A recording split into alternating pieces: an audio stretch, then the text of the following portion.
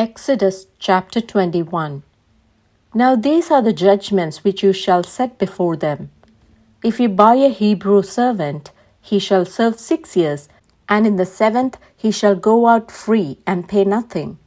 If he comes in by himself, he shall go out by himself. If he comes in married, then his wife shall go out with him. If his master has given him a wife, and she has borne him sons or daughters, the wife and her children shall be her master's, and he shall go out by himself.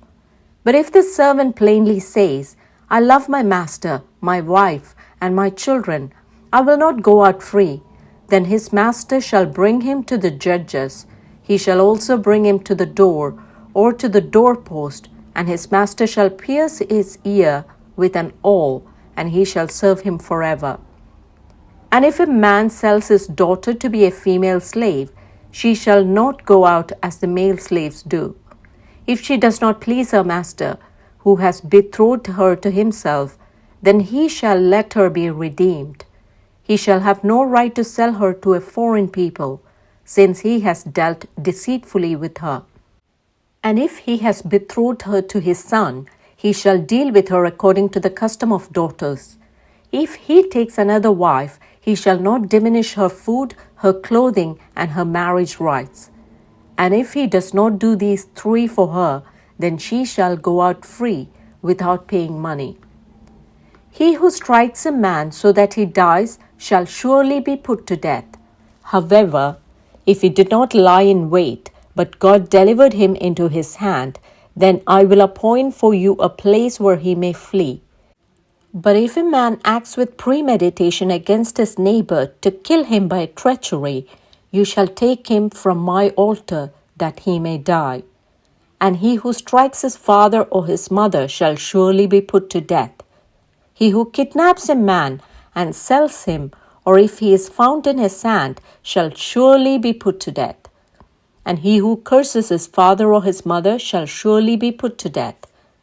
If men contend with each other, and one strikes the other with a stone or with his fist, and he does not die, but is confined to his bed, if he rises again and walks about outside with his staff, then he who struck him shall be acquitted. He shall only pay for the loss of his time, and shall provide for him to be thoroughly healed. And if a man beats his male or female servant with a rod, so that he dies under his hand, he shall surely be punished.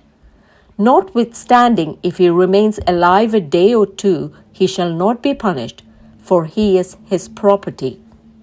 If men fight and hurt a woman with child, so that she gives birth prematurely, yet no harm follows, he shall surely be punished according as the woman's husband imposes on him, and he shall pay as the judges determine. But if any harm follows, then you shall give life for life, eye for eye, tooth for tooth, hand for hand, foot for foot, burn for burn, wound for wound, stripe for stripe. If a man strikes the eye of his male or female servant and destroys it, he shall let him go free for the sake of his eye. And if he knocks out the tooth of his male or female servant, he shall let him go free for the sake of his tooth. If an ox gores a man or a woman to death, then the ox shall surely be stoned, and its flesh shall not be eaten, but the owner of the ox shall be acquitted. But if the ox tended to thrust with its horn in times past, and it has been made known to his owner, and he has not kept it confined, so that it has killed a man or a woman, the ox shall be stoned, and its owner also shall be put to death. If there is imposed on him a sum of money, then he shall pay to redeem his life, whatever is imposed on him.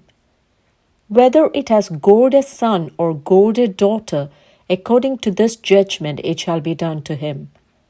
If the ox gores a male or female servant, he shall give to their master 30 shekels of silver, and the ox shall be stoned.